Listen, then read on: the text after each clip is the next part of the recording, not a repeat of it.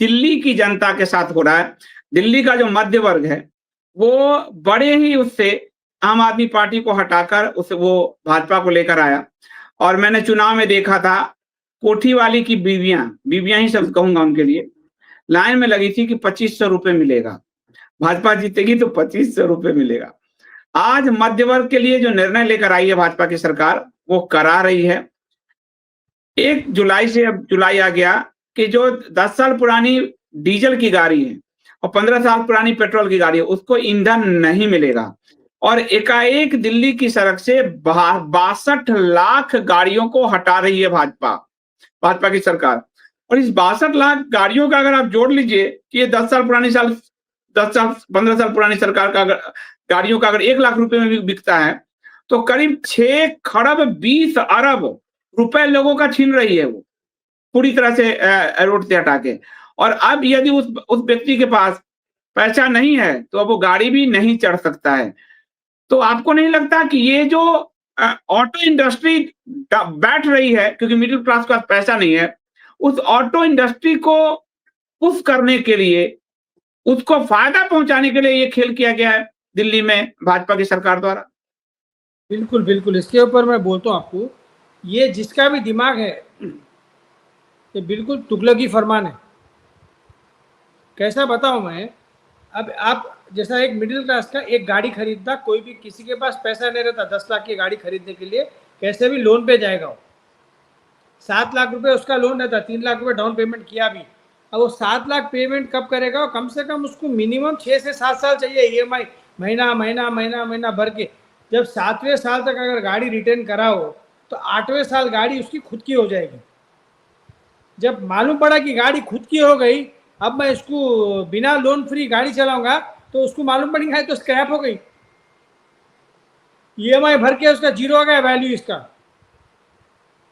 आप समझो, scrap value हो गया उसकी। 10 लाख की गाड़ी का डिप्रिसिएशन ये सब छोड़ दो, जाके उसका वैल्यू 10 लाख का गाड़ी का अभी स्क्रैप के अंदर आता होगा 20-25 हज़ार आता होगा स्क्रैप वैल्यू, से ज़्यादा नहीं आता। वो भी आता कि नहीं आता नहीं मालूम। तो ये एक लॉस है। प्लस गाड़ी अगर बहुत ऐसे वेल मेंटेन गाड़ी रहती संदीप जी, 10 साल के अंदर 10-20 हज़ार किलोमीटर भी नहीं चलती। हाँ। एकदम टॉप कंडीशन रहता, पोल्यूशन चेक रहता, इंश्योरेंस रहता, हर चीज रहता। बेफजूल का गाड़ी खराब नहीं है तो भी उसको स्क्रैप में डालना क्या? वही बात है। गाड़ी अच्छी है, बढ़िया है, एकदम चकाचक है, हो सकता है 2 साल में तुम्हारी गाड़ी एकदम डब्बा हो जाए, एक्सीडेंट मार मार के। पर वो गाड़ी अच्छी है, और जो 10 साल से अच्छी मेंटेन करके उसको एकदम कांच के जैसा रखा, वो बेवकूफ आदमी है, क्योंकि उसकी तो स्क्रैप में जाने वाली है गाड़ी। और दिल्ली में प्रदूषण सर्टिफिकेट के बिना गाड़ी चल नहीं सकती, तो गाड़ी को मेंटेन रखना पड़ता है, प्रदूषण नहीं फैलाती गाड़ी। आप क्या कर सकते थे? आपको ये करना था ना, आप पोल्यूशन का रेट अगर सब अभी 50 रुपये उसको 200 कर दो भाई। आपको जो है पोल्यूशन के और भी स्ट्रिक्ट करना पड़ेगा, आप करो। उसके बजाय आप गाड़ी की गाड़ी उसे छीन ले रहे। 62 लाख गाड़ी। ये कहा जा रहा है राजीव जी, ये कहा जा रहा है कि ऑटो मोबाइल इंडस्ट्री जो है, ये जीएसटी, आपको पता है जो गाड़ी है, गाड़ी अगर आप 10-12 लाख की गाड़ी लेते हैं, तो गाड़ी निर्माता कंपनी को बचत 50,000 से 60,000 ही होती है। सरकार का टैक्स उसमें 7-8 लाख 6 लाख हो जाता है। तो कहा जा रहा है कि गाड़ी जीएसटी आदि ये जो टैक्स, इतने टैक्स है, जिसके कारण गाड़ी की कंपनियां, जैसे फोर्ड छोड़ के चली गई, उसके बाद शेवरोलेट भी छोड़ के जा रही है, टोयोटा भी जाने की तैयारी है। तो यह जो टैक्स से पूरे ऑटो इंडस्ट्री को खत्म किया है, उनको खुश करने के लिए कि रुको, तुम्हारी गाड़ी के बेचने की व्यवस्था हम करते हैं, और ये खेल किया गया है। इसमें कितनी सच्चाई लग रही है आपको? 100% है। मैं गाड़ी लिया, गाड़ी के अंदर कॉस्ट उसका आके खत्म हो रहा है 8,70,000 पे कॉस्ट, जो एक्स शोरूम प्राइस रहता। आप नीचे जब टैक्स देखेंगे तो 15 लाख प्लस की गाड़ी हो गई, ऑलमोस्ट डबल। ऑलमोस्ट डबल है, 50% नहीं है, ऑलमोस्ट डबल जितना वैल्यू आपकी गाड़ी की है। जीएसटी, दुनिया के टैक्स हैं उसके अंदर, रोड टैक्स, जीएसटी, बहुत सारे टैक्स लगे हुए हैं उसमें। और कुछ समझ में नहीं आया तो एजुकेशनल सेस लगा देते। अरे गाड़ी मतलब एक व्यक्ति ने थार लिया था 18 लाख का, उसने अपने बिल दिखाए थे, थार की ओरिजिनल कीमत 8.5 लाख थी, बाकी 10 लाख टैक्स का था। वही तो बता रहा हूँ, 8,70,000 की मेरी गाड़ी में मेरे को 15,50,000 रुपए ऑन रोड पड़ा, मतलब डबल हो गया ना ऑलमोस्ट। आप देखो 90% तो उसको टैक्स में हो गया। तो देखो ऑटोमोबाइल इंडस्ट्री को भी अगर आप प्रॉफिट देंगे, सब देंगे, तो वो लोग भी जो है कॉस्ट रिडक्शन कर सकते हैं। टैक्स में ही मार डाल रहे हैं, तो कहाँ से टैक्स पे होता मार डाला। और 62 और लाख गाड़ियां हटा रहे, तो 62 लाख लोगों को आपको ट्रांसपोर्टेशन की व्यवस्था है क्या आपके पास? इतना पब्लिक ट्रांसपोर्ट है क्या? इतने मेट्रोज है क्या आपके पास? कुछ भी नहीं है, कुछ भी नहीं है। खाली तुगलकी फरमान है, परेशान करना है लोगों को, पागल बनाना है। दिल्ली और में मुझे लगता है 15-25 साल बाद भाजपा आई है, पर उसने हाँ, आते ही जनता को त्रस्त करना शुरू कर दिया है, बुरी तरीके से त्रस्त कर रही है।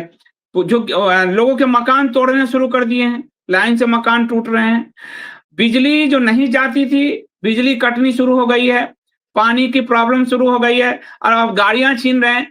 तो ये जो मध्य वर्ग जिस लालच में दिया था कि भाजपा को देंगे वोट, 2500 रुपए देगी हमारी पत्नी को, वो 2500 रुपए भी नहीं दिया है, उल्टा मारा है। तो ये ऐसी पार्टी है, अपने ही वोटर का गला घोट कर अपना जो है वो विकास करती है। तो ये जो आप देख रहे हैं, गाड़ियों को इसने कंट्रोल किया, एसी को भी कंट्रोल करने के लिए भी नियम लाई थी, हालांकि विरोध के कारण वापस लिया, इतने पे चलाओ। तो कल तो ये आपके घर, एसी, जेवर, मतलब सब चीज में घुस रही है सरकार। 100% ऑलरेडी बैंक का एक बहुत खतरनाक बिल है जो लास्ट उसमें लेके आने का था। गवर्नमेंट ऑफ इंडिया का टैग निकलने वाला है बहुत बैंक से, और रिस्क हो जाएगा आपके पैसों का। आपका पैसा क्या आपका है, बैंक का कोई जिम्मेदारी नहीं रहेगा फिर बाद में। प्राइवेट कंपनी में आप इन्वेस्ट करते हैं, वैसा बैंक ऑफ इंडिया है, गवर्नमेंट का बैंक है, बैंक ऑफ बड़ौदा है, ऐसे बड़े बड़े बैंक है, पंजाब नेशनल बैंक है, आगे इनके पास से गवर्नमेंट ऑफ इंडिया का टैग ही हट जाएगा। तो कितना पब्लिक के अंदर कॉन्फिडेंस लूज हो जाता है उसके अंदर। भाई सरकारी बैंक में होते हैं कॉन्फिडेंस अलग लेवल का रहता है। स्टेट बैंक ऑफ इंडिया है, गवर्नमेंट ऑफ इंडिया का बैंक है, तो लोगों को जो है कॉन्फिडेंस रहता। जब वो टैग ही हट जाएगा तो कॉन्फिडेंस कहाँ जाएगा लोगों का? ये पूरा वेस्ट का कॉपी करने को, वेस्ट के जितना हमारे अर्थव्यवस्था। लोगों ने चाणक्य का कहा नहीं पढ़ा कि वणिक प्रवृत्ति का व्यक्ति शासक नहीं होना चाहिए। जनता ने वणिक प्रवृत्ति के व्यक्ति को शासक बना दिया, वो सब बेचने में लगा है, जनता का जेब भी बेच दे रहा है। कहाँ वणिक है जी, मैं भी बिजनेसमैन हूँ, वणिक ऐसे बुद्धू नहीं रहते।